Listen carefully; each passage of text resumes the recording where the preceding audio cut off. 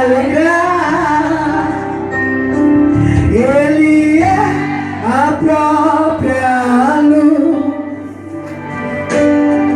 e as trevas vão fugir. Primeiro com sua voz, primeiro com sua voz.